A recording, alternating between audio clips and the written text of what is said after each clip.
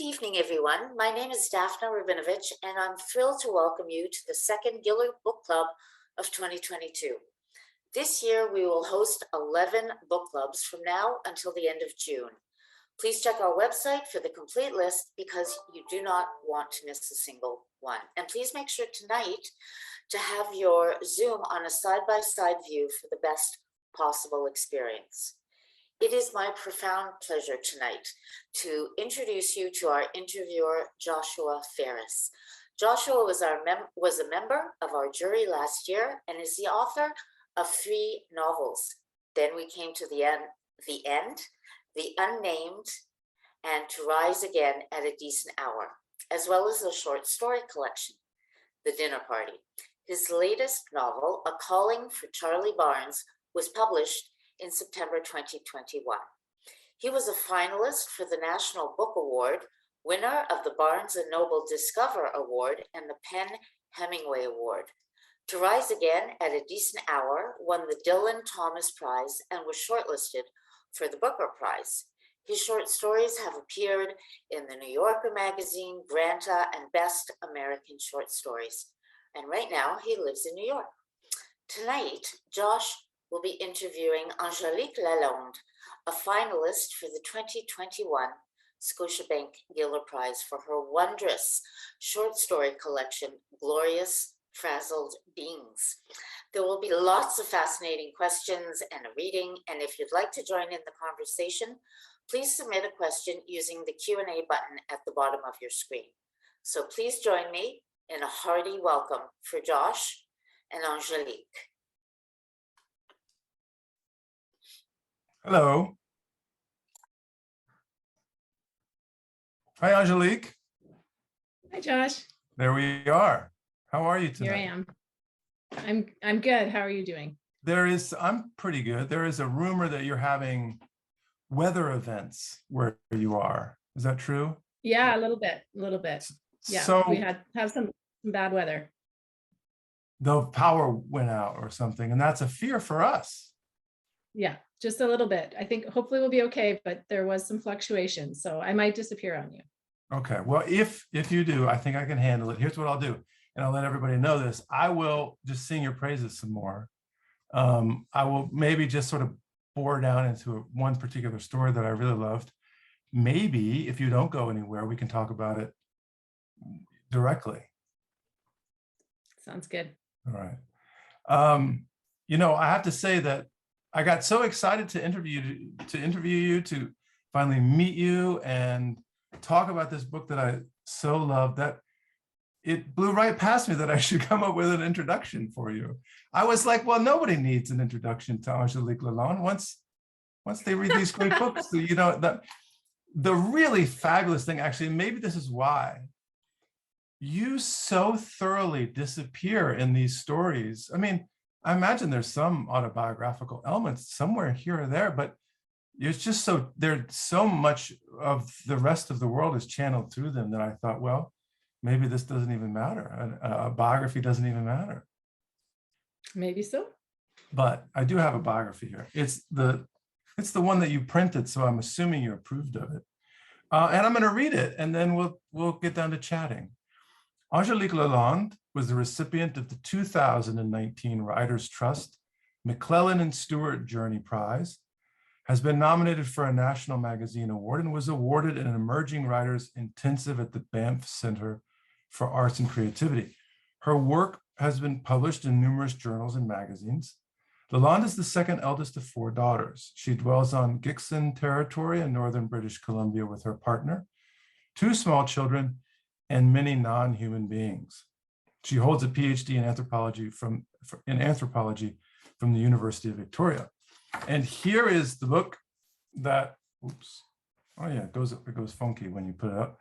Glorious Frazzled Beings, that I just loved. I mean, if you ask anyone on the Giller Prize, any of the other jurors, on the subject of Ferris on Lalonde, they'll just roll their eyes because they got sick of me after a while. I was bowled over. I have to tell you how it comes about. Maybe you know this, and maybe the folks who are dialing in know it too, but I'll explain it anyway. The Giller you get a set of books that are unique to you, and those books that you like, you pass on to the other jurors. And I was gifted with yours, and at first it comes in a funny shape, and I thought, well, I don't know, I don't like this book, because that's how you have to do it with the Giller. You have to be really, really shrewd. And so I started reading it, and I thought, this first story is, I'm confounded and amused in equal measure. And to be confounded is a great thing during a prize, because you get a lot of books that don't confound you. They quickly get assimilated, and you're like, I know what's going on here. But this was so mysterious. And then the second story was even more miraculous. And then Malarkey, which is the third story, which I think you're going to read from tonight. I said to my wife, you've got to stop what you're doing and read the story. It's genius. It's genius. And I just admire them all like that. And I want to say congratulations to you for having written, and thank you for writing it on my behalf. Thanks. That's lovely. And yeah, it's amazing for it to end up on the long list and then the short list, and then just to hear about the some of the things, the process behind that is it's lovely to learn about, and to know that my book could have had some kind of effect like that. Yeah, well, it did. And so let's just talk about it.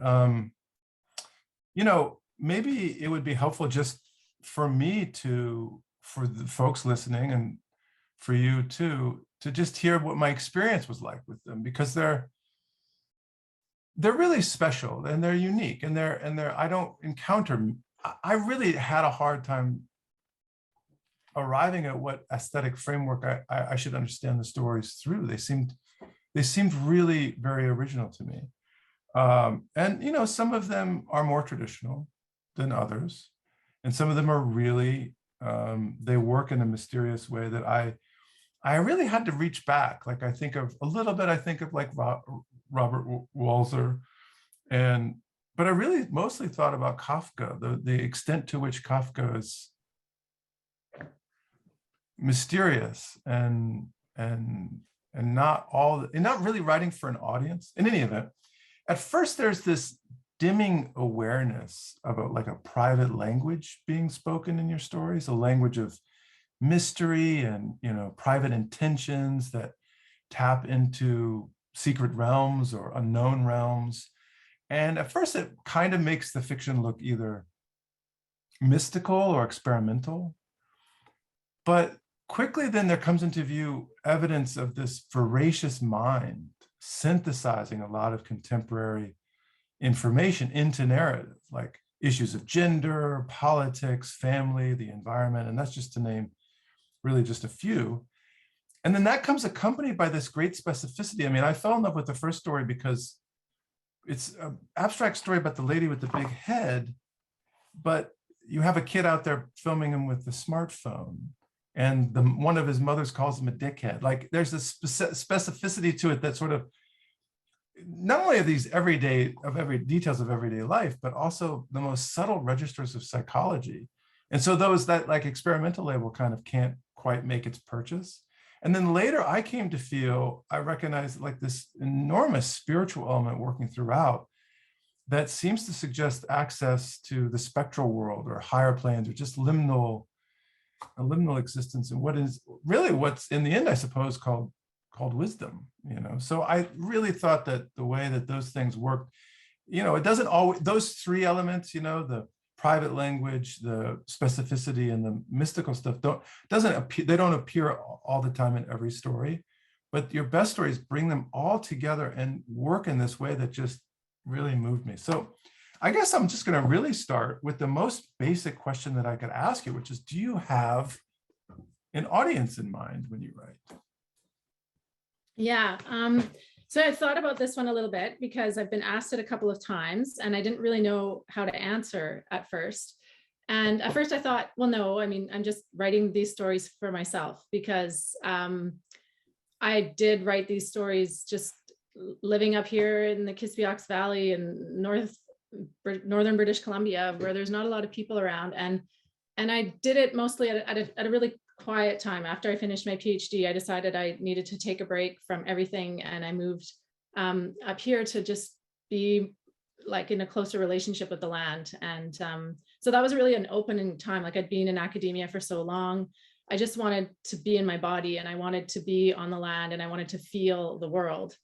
And the stories started coming once I did that. And then I just wrote them for myself. And then at some point I thought I had my first child, and then I started to get a bit lonely, and I was like, oh, like I'm having really, really interesting conversations out there with myself and with the world that I'm interacting with.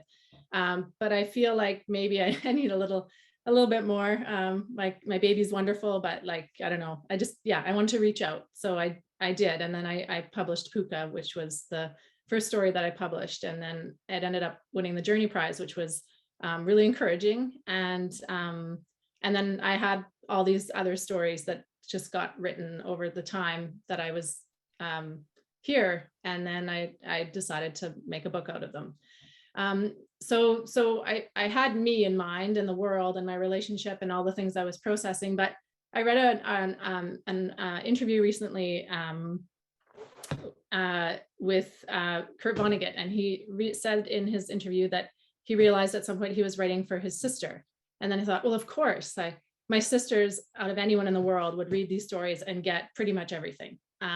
So I think in some way, especially a lot of the humor, they're there with me as well. That sort of private world that we shared as children, that I think has all these elements: the magical, the mystical, the language, the play between language, because my first language is French. My parents speak French to us and at home, but I'm basically illiterate in French. I can't really read or write in French, even though I still speak French to my parents.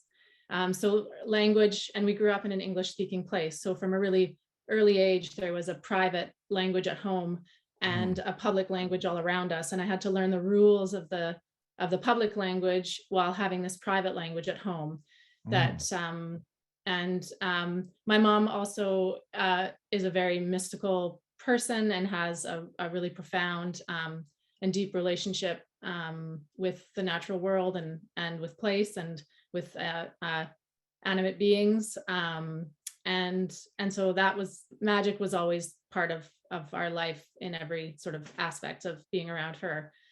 So I think that's kind of the long answer to the question, is that I think they're there, and there's that feeling of like the space in childhood that's so fluid and has so many possibilities in it that we haven't constrained yet. Yeah, that private language is that's cool about your parents. I mean, I had no idea, right? But that makes perfect sense. You, as a kid, internalized two worlds basically through language, which is something that a move you frequently make, a move I love, where you have a heroine or a protagonist of some sort who needs that secret world. It's usually she needs to make some adjustment to protect her secrets and her created world from the profane one that's invading, either through the form of partners or children or strangers or whatever the case may be. Yeah, I mean, I think that's where some of the best writing comes from. I mean, Kafka was writing for his friends. Vladimir Nabokov was writing for his wife. Vonnegut was writing for his sister. One of the dangerous things is to think that you're writing for the whole world. You can just imagine how terrible that writing usually ends up being. Yeah. These stories, in my opinion, are fairly unconventional. Do they seem unconventional to you, or simply naturalistic accounts of like the way that the world is? Yeah, I think there's both of those things happening. I think convention is a really interesting thing for me. I think partially there was we grew up culturally different than the people around us. So I got interested in convention pretty early and trying to learn what the rules were. And so I spent a lot of time doing that. And then at some point in in my later, like early adult life, I kind of realized how boring it was. And once I kind of had figured out the rules, I wasn't all that interested in following that much anymore. I mean, I live a fairly unconventional life up here, in that, you know, I mean, compared to the busy kind of modern world, there's a lot of like time and energy spent on like growing our own food and being in relationship with the land and what the land is doing. And then when I'm writing, I get this like real, like, it is natural. Like I don't know what I'm going to write ahead of time. I get here and like something sparks and I start writing it. But then as soon as I start writing it, then I have to start making decisions as I'm doing it. And I'm asking myself questions. What's it doing? Where is it going? And sometimes it goes like down a like somewhat conventional path. And then I think, oh, well, what's going to happen next? Here's what I think should happen.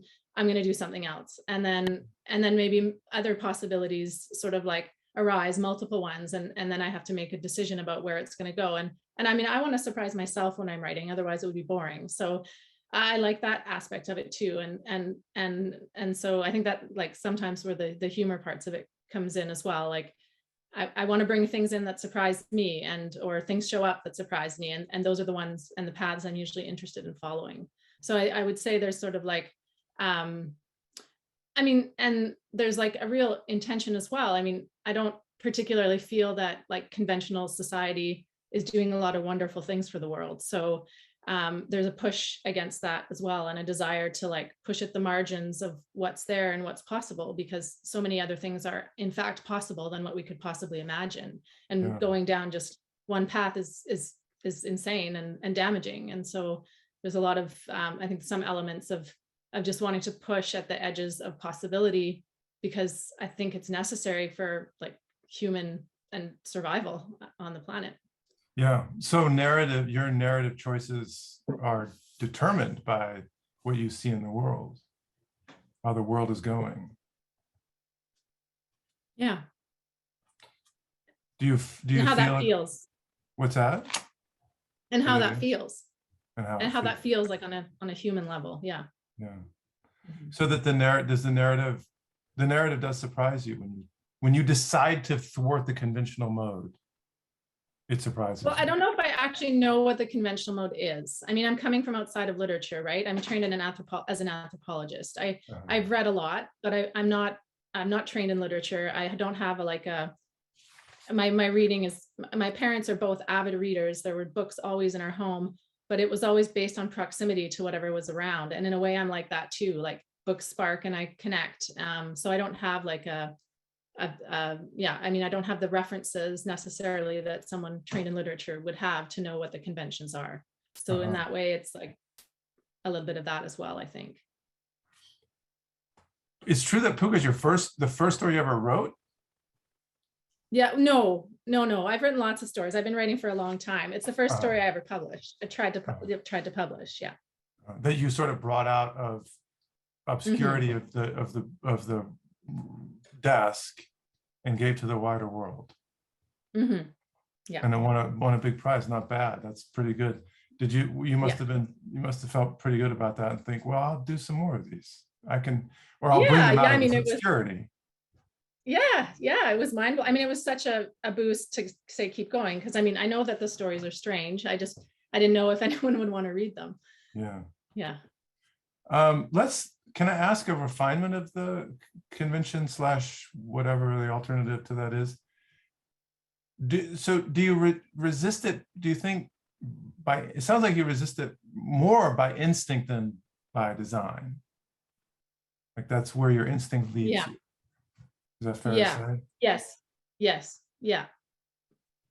So do you ever scrutinize that instinct and think, well, like, yeah, the world's going to hell and there's a lot of bad people and bad things and everybody makes the same mistake over and over again, but well, why don't I just throw my hat in with the world and write something very conventional? No, that never happens.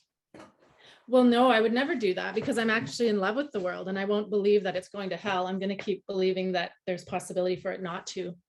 So that's my imperative. Yeah, I think that's a good one. So, they resist these conventions, but they would be immediately familiar to any contemporary reader. I mean, you've got dirty dishes, and you've got beleaguered parents and emotionally unavailable husbands. You have a lot of emotionally unavailable husbands. Disappointed wives and mothers. You have a few of those. You've got those dickheads. You've got the difficult children. You've got rapacious and greedy men. So, and there are video games, and there are designers and smartphones and dating profiles of pregnancy tests and all sorts of like just stuff of the world. But if you read your bio like I did, and then I don't know where you live, but I always picture like a water pump nearby and foxes running across the window, and creeks or whatever, right? I mean, it seems like you really live out there in the void. And so I'm thinking, well, how much of these elements are drawn from like your actual lived experience on a day-to-day basis, and how much, are you getting from the culture through just sheer osmosis? Yeah, I mean, I think it's a bit of both. I mean, there is a water pump, and there are foxes in the yard, so you're not that far off. And Right. but Are they working the water pump? They kill the chickens. I haven't do. seen that, but it doesn't mean it's not going to happen. So yeah. I mean, it's both, right? I mean, I'm a sponge. I absorb things. I participate in the world as well as like resist it to some degree. I mean, the dishes and all that stuff, like, yeah, I mean, I do a lot of dishes. Like, we don't have a dishwasher. We cook a lot of our own food. I mean, the dishes are overwhelming. I would love to have less dishes, but at the same time, I have to like have this relationship with dishes. So, I mean, it's hilarious. I think of all these things that like we struggle against all the time. I mean, they're so ripe for like exploring with story. I mean, we're all living through these tensions, these constant tensions. And we can either choose to like suffer or choose to like play with them and have fun or get curious about what they're doing. So, I mean, I think when I write, like, yeah, I mean, they're funny. I mean, the fact that we do this as humans all the time, that we agitate around these things is hilarious. So why not, like, bringing them into story is just sort of a way of exploring, I don't know, those relationships and what and what we're doing. And so I think part of it is lived experience for sure. Like the pregnancy test, for instance, I did see a pregnancy test in the bathroom at Skeena Mall, and that was like kind of like, that's kind of original for some of my stories, because I don't usually, it's not something that particular usually, but that one it was, and so the story spun out from there. And so yeah, and then some of them is just like, I'm really curious also about how our like urban, like technological world interacts with our sort of like sensory experience of the world. I mean, sometimes they're so at odds. I mean, we get sucked into, I mean, going to the city, for me, it's like people are like, I mean, I think you call it the me machine in one of your books. Like people are like sucked in. It's like, it's a bodily feeling. And I mean, I resist that. Like, I resist it wholeheartedly. I don't want to meld with my machine. I want to meld with the world. So, but it's not easy. I mean, when I went to the city for a week in Toronto for the Gillers, I mean, I have a smartphone, and I had to interact with it a lot more than I do in my life here. And I understood. And then my sister and I were like together on our phones, and I was like, oh my God, it's happening. So I can really understand, I mean, I'm sort of blessed and choose to live in a place where those bonds are looser. And so in a way, it's easier to sort of explore the effects that they have. Yeah, there's a subtle gradation of diseases based upon the addiction to the phone that we have yet to even scratch the surface of. I mean, a reliance on them that bores deep into the psyche and changes the fundamental nature of time and erodes so much of the character and the soul. And we're not even really, we're looking at our phone so much that we don't even recognize it. But yeah, it can be, if you don't resist it, it can be very overwhelming. I mean, I have a friend who is such a raconteur, incredible raconteur. Well, you sit down, he's telling you stories, he's entertaining you, he's laughing. No one hears from him anymore because he's glued to his phone. And it just seems like it's truly the death of conversation. It's the death of vitality. So, well, anyway, I don't want to rant. Now I'm ranting. Yeah. Would you do us a favor and read from, you're going to read from Malarkey, sure. Right? Yeah, I'll do a little reading from Malarkey. All right, I'm going to step out. So I won't give too much context here. I'm gonna read. I'm assuming that most of the people here have read the book, so you might be familiar with the story. So I'm just gonna read the introductory passage to Malarkey that introduces us to the two main characters. Marianne Thickenson is exploring her spirituality. She's 38 years old and childless, focused until now on making something of herself. Remaining childless and theoretically independent has given Marianne a lot of playing room in her explorations. For the last few years, however, her carnal life has become frenziedly driven by hormonal impulses quite different from those that made her want to rub her body against all sorts of soft and rigid things when her breasts plumped out and hair forced itself out of hitherto hairless body parts as an adolescent girl. Back then, it was all made sense of through romantic ideas about love and destiny. But lately, there's been an aching pulse in her womb that feels like a spirit trying to rip through the fabric of the universe, seeking insemination in order to be made flesh. Marianne wants to live rightly in the world, but was not raised with any kind of guiding morality to fall back on with certainty. Therefore, she looks for guidance everywhere. For Marianne, chance encounters offer spiritual revelation. She picks up cues from random conversations between strangers that she happens to overhear.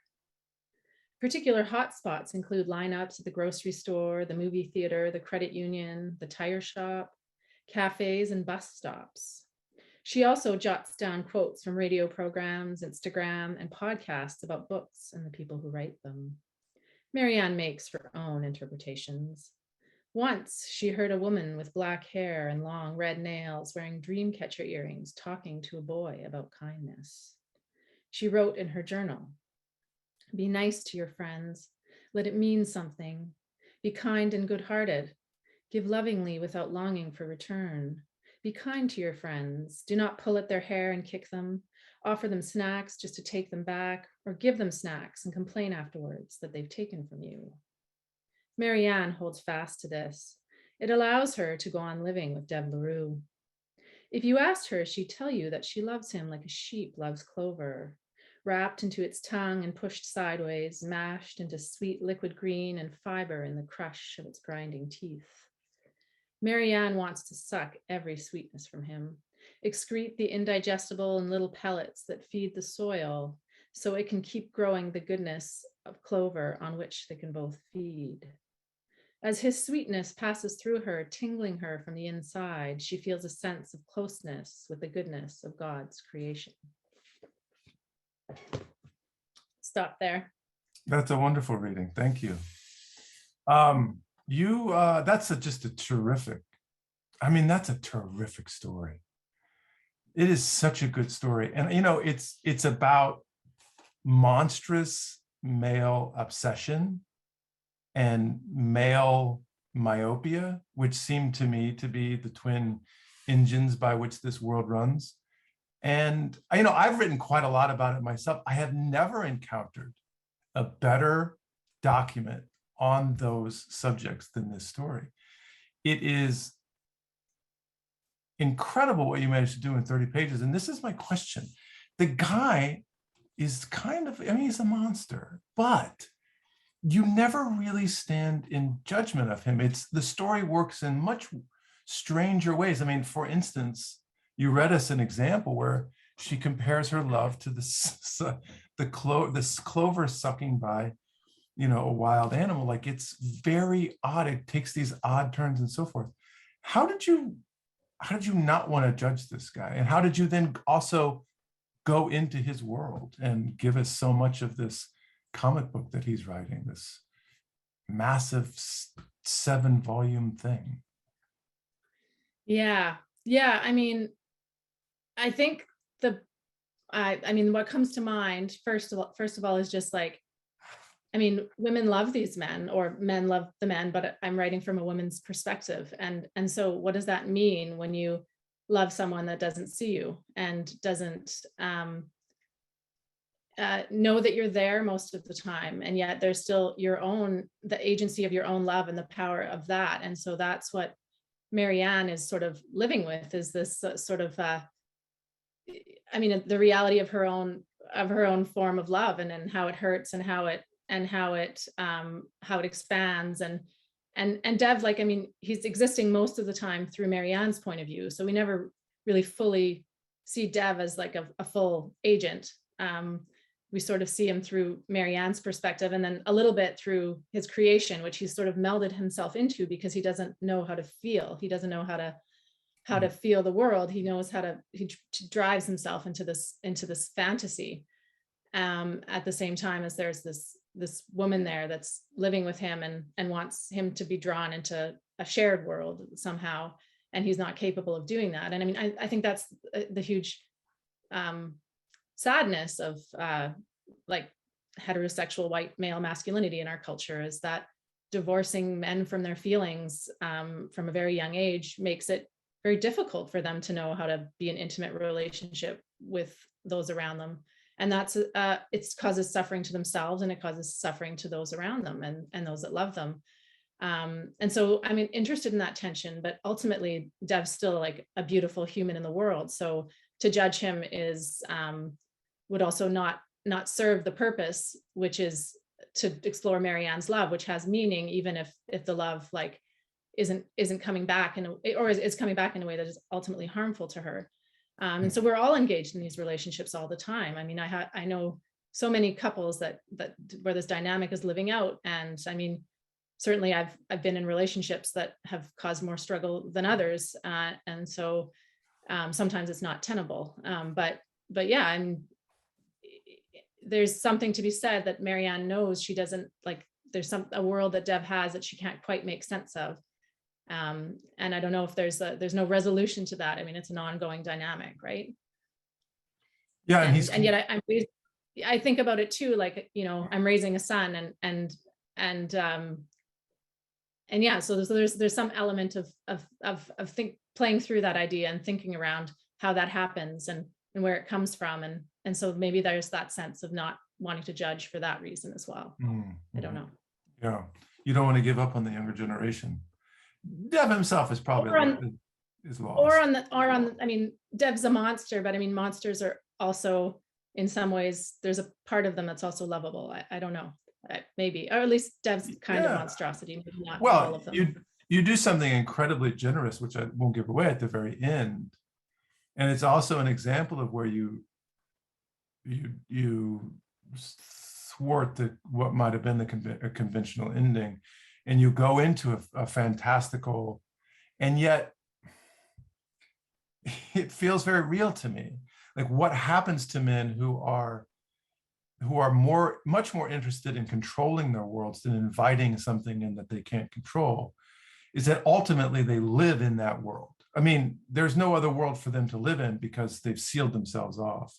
And somehow you've managed to make this very real fact of the world. And I know it from, I mean, I would like to say that I've been immune from these sort of gestures, but I've had to learn from my own mistakes in that regard. But I've also seen it in like amped up in relatives and in friends, and you know, and they end up being so very, very alone that they do come to inhabit the world that they have made for themselves, and in their loneliness find the kind of fulfillment. And that somehow you did it, you brought it together and ended it in this really fantastical way. But at the same time, which is what I find so beautiful about your work, realistically, they dovetailed beautifully in that story, and it's really fantastic. Well, thank you. I'm glad it worked out. Who, like what writers or thinkers or artists shaped you as a human being and as a writer? Yeah, I mean, there's so many, so I need to like take it brief. So I'll go back. I mean, the first books I remember falling in love with were Calvin and Hobbes. I think I was probably like, I don't know, maybe in grade 3 or something, and I got one at a book fair at my school, and then I had to get all of them. So that was the first like rabbit hole I went down.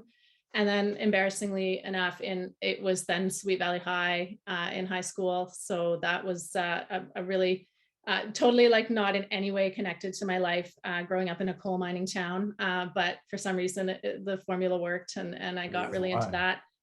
Yeah. And then, yeah. And then I kind of moved away from the coal mining town and went to university, and then people were reading other things and sharing those things with me. I mean, I loved Kafka. That was like kind of blew my mind the first time I read one of his stories, and I was like, whoa, okay, so we can do this with the story. All right, let's go with this. I loved, and then I fell in love with the poet Marina Tsvetaeva, the Russian poet, and went like down like a Russian romantic phase for a while. I tried to learn Russian. I studied it for a couple of years, and then realized like that it was going to take a lot of work to get to a level of proficiency in reading Russian that I would actually be able to read her poetry. And then other things sort of kind of happened in life, and I didn't continue, but so that was something that an influence. And yeah, I mean, I love Ursula Le Guin. I'm kind of like obsessed with Mary Ruefle right now. There's so many things, but that's sort of, I guess, where I'll leave it. I mean, I've read a lot of anthropology and anthropological theory, and I can't like pick out anyone now because it's been a while, but I mean, that shaped me a lot, and shaped my thinking. But I'm kind of, yeah, and Bell Hooks, who just passed away, was also a pretty influential thinker for me. Those are good. Those will make for a life, I think. That's good. Mm-hmm. Do you have a favorite story in this collection? No, I don't. I mean, I think they all come from different feelings and moments and curiosities. I mean, I think two kind of stand out as like, I like The Leopard in the Bathroom, which is a really short one. I feel like I did that, like that one to me, like got done in such like small amount of words. I felt happy and excited about how quickly I could write that story and feel like it could be contained and it's in a few words. And then The Lady with the Big Head Chronicle, it was an interesting, like took me on a big journey. And in fact, she's reappeared. I thought she was like closing her story, but she's decided that I should keep writing about her. So she's continuing to do things. But I have a relationship with all the stories, and I can't say that I love one more than the other. I feel the way you've described The Leopard in the Bathroom about, which story is it? Hold on. A Home for Secrets. Because that is also very, very concise and seems to just not have one extra unnecessary word. Gets in and out very quickly. It's probably what, maybe 3 pages or something. That's a really special story.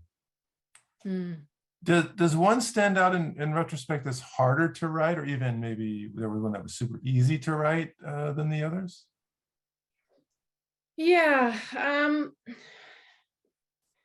mean, Puka was hard to write because it explores some, addiction and some pretty like devastating life circumstances. My eldest sister is an addict who has lived I guess is now estranged from the family, and I wanted to write something for her children, and think about I was thinking about that in that story. So that story was hard for me to write. On a lighter note, did you think that once you put them into a collection that you would be nominated for a Giller? No, of course not. No, I had no idea. I mean, I knew early on in the conversation with my publishers that it was going to be nominated. So I knew that part of it, but I mean that it appeared on the list. Yeah, I mean, it's all been a huge surprise. Yeah, good one. I'm going to ask you one more, and then I'll ask some Q&A questions. These stories have, these familiar enough settings that we talked about, and you touched upon it in Malarkey, right? She's standing in the bank and the shoe store or whatever. But often they take the reader into these liminal spaces as well, these divides or like these shimmers between the physical and spiritual realms, the animal and the human, the imagined and the real. When I read the book, I felt this very numinous presence in many of the stories, as if they were on the brink of like genuine revelation, which is very rare. Maybe you want to take full credit for that. Maybe you don't. Maybe you want to think, oh, that comes from somewhere else. But in any event, can you speculate on where these impulses originate? I mean, maybe you've talked a little bit about being connected to the land and living very close to the land. Maybe that's where but are these, I'm also interested to know how hard they are to try to capture in words, because they exist in another world that's hard to articulate, I would think. Mm-hmm. Yeah. I mean, the stories come. I mean, I feel like they're gifts that I show up for, and that I open myself to being in the space to write. I don't, I mean, I often, I don't have any idea at all what I'm going to write. I sit down and then like a sentence comes, and then the story goes from there. And then everything emerges. So I'm learning by writing. I'm experiencing the world in relationship as I'm writing. So there's sort of like the physical experience of being in the world, but then it would feel for me not fully experienced if I wasn't writing about it. And so the writing is a way to sort of, I guess, process or be in relationship to those experiences. So all the things that come in, and these stories are what emerge. And I mean, I think the world is magical. I mean, there's so many things we don't understand and can't possibly comprehend. And human like beings throughout time have had so many ways of understanding and making meaning in the world and being in relationship with each other. I mean, there's magic in all of it, and we're influenced by it constantly. You know, like, I mean, if you spend any time with children, we spend all this time teaching these magical worlds to children, and then like as though we were supposed to grow up and then come out of those. Like I guess I just haven't, maybe I haven't fully grown up. I don't know, and I hope to keep it that way for a really long time. Yeah, I do too. It's hard, you know, especially when you have all those dirty dishes and you want them to do it. Yeah, right. But you got to just turn them into magic too. I mean, I don't always manage to, but sometimes. Yeah, my failure rate is probably pretty high. But in any event, it is a magical thing. You're right. I mean, to watch a child at work, because it's serious work.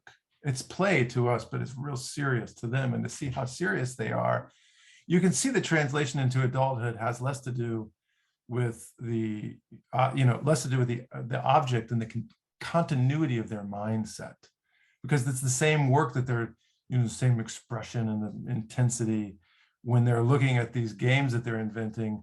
And then 30 years later, the P&L reports from Nabisco or whatever the hell that they're, been paid to scrutinize, or whatever the accountants do. And, I mean, it's like the same person, but just different objects. But it has the magic of childhood is that they're the same. I mean, I can think back on, having that kind of intensity for Ernie and Bird and baseball cards and other things that now I think of when I, read books and write books. Well, let me turn to the audience Q&A and see if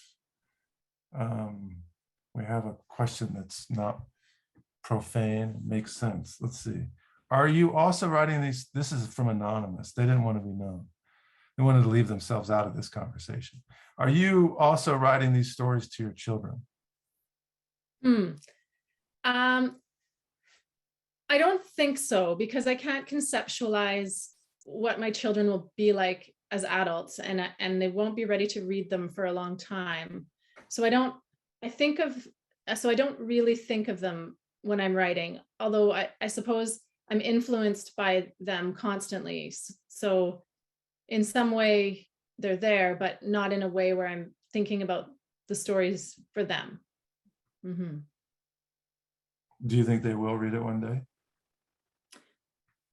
Probably. I mean, I don't know. They might be totally uninterested in what I'm up to. I mean, they think it's interesting. My daughter pretends to write books. She sets herself up an office and she like makes the book sometimes. And she says she's going to Toronto and puts on my shoes. So yeah.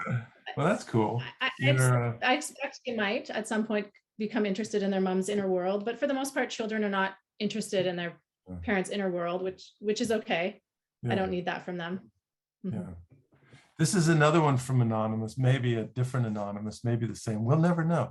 Was it a deliberate choice to make all of your narrators women and the last one male? No, it wasn't. And I don't know that the narrator in like Ropes of Entropy is a woman. So I don't think all of them are. I think a lot of them are. I mean, it's just that's my, tends to be my experience of the world. So it makes sense to write from there, but no, it wasn't deliberate to arrange it like that. Revan Nelson asks, your titles, or states, your titles are hilarious, intriguing, and weird. I bought your book because I love the title. Do they pop into your head easily? Do you laugh at them also? Yeah, for sure. I mean, the title for the book came at some point pretty early, and I knew that that's what I wanted it to be. And some of the titles, yeah, for most of the stories, I like to make myself laugh. So thank you. I'm glad you find them funny too.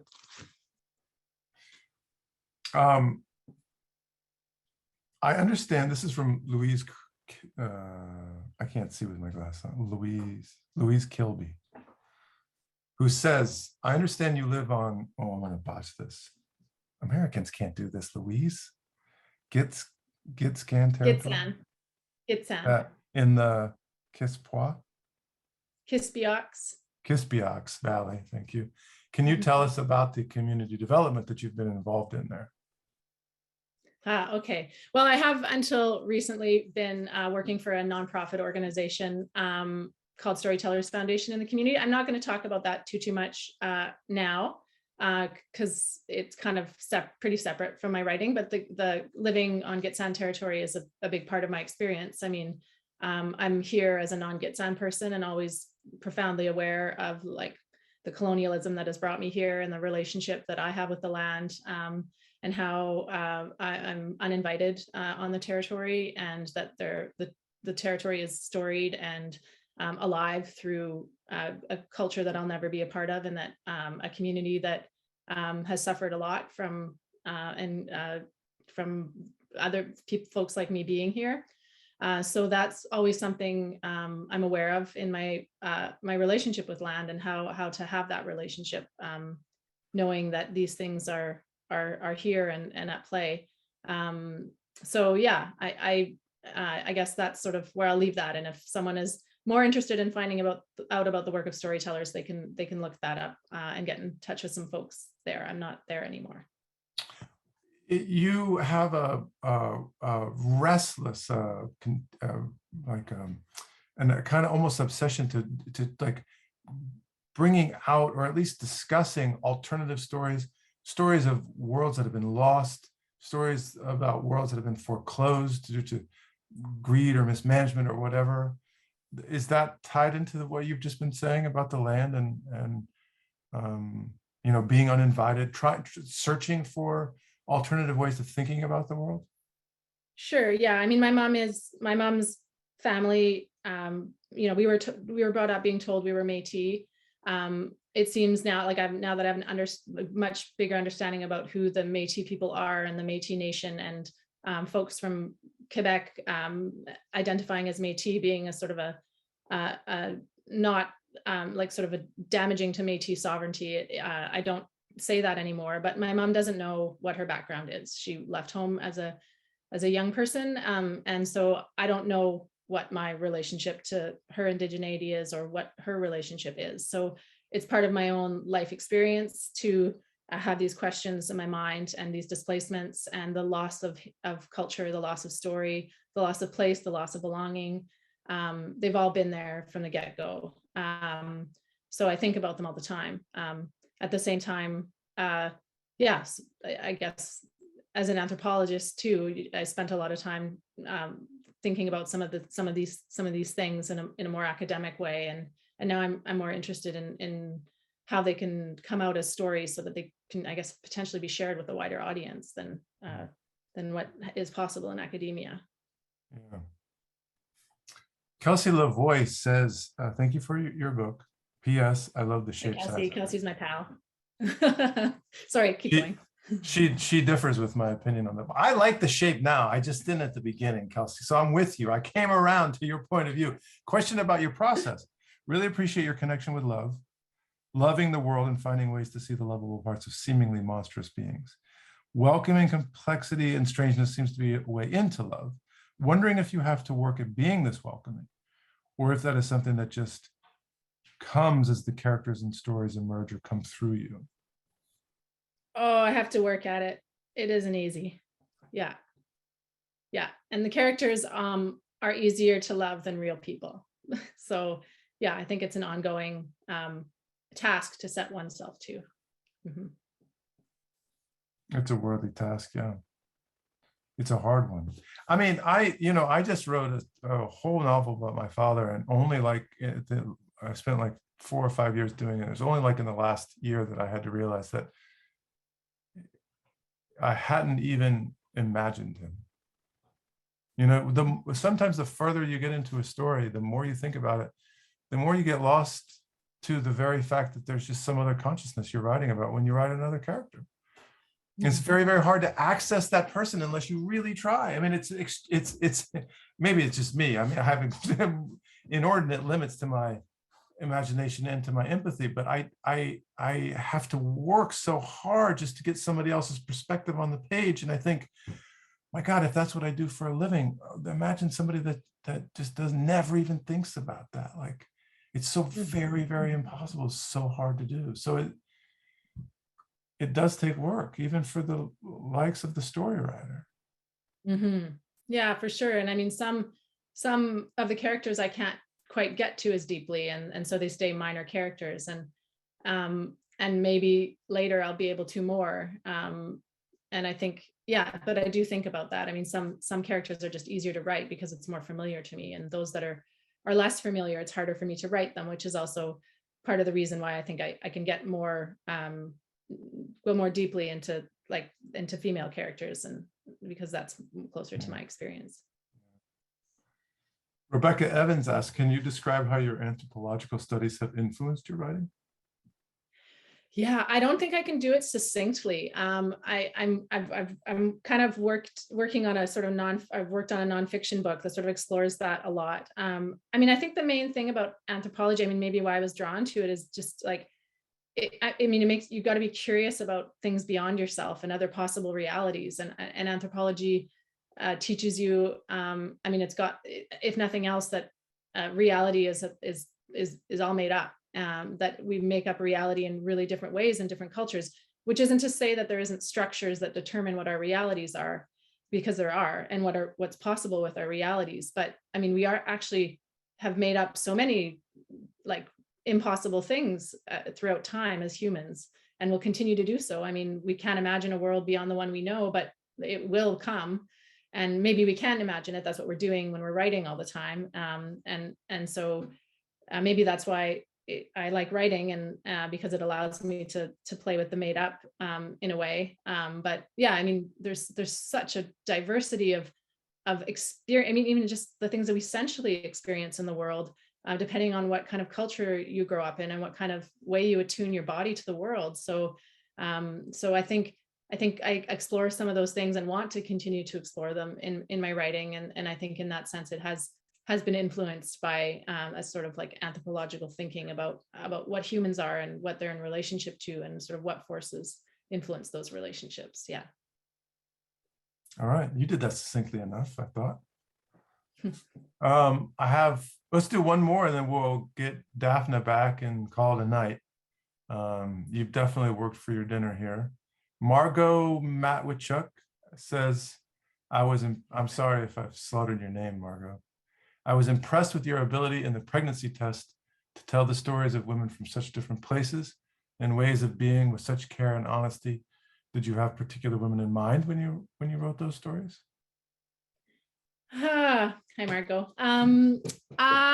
Let me see. Some of them, yes, I did. Now that I think of it, yeah, they're coming up a little bit for sure. Yeah, I did have some different women in mind when, and I'm so fond of all of them as well. Yeah. Well, there it is. I just want to leave you with the strong exhortation that you must write more books. I just love your books. I just love it, and I can't sing its praises high enough, and I hope there are many more to follow. Thank you. I'll work at it. All right, Daphne, you want to come back and say goodnight? There she is. Sure. I'm right here. Hi, guys. Oh my gosh. I can't thank you enough for both of you for joining us tonight. I just have to thank you so much for dedicating your time and your insights and your thoughtful questions. Thank you so much. And thank you all as well for joining us this evening. I know you probably enjoyed it as much as I did. Two remarkable people, two remarkable writers. This interview will be available on our YouTube channel during the next couple of days. So if you know anybody who missed it and wants to see it, it will be available then.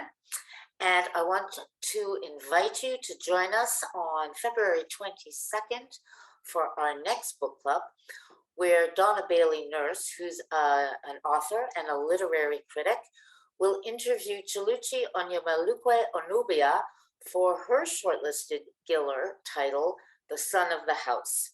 So if you've subscribed to our book club mailing list, you'll get a notice to register. If not, just visit our website.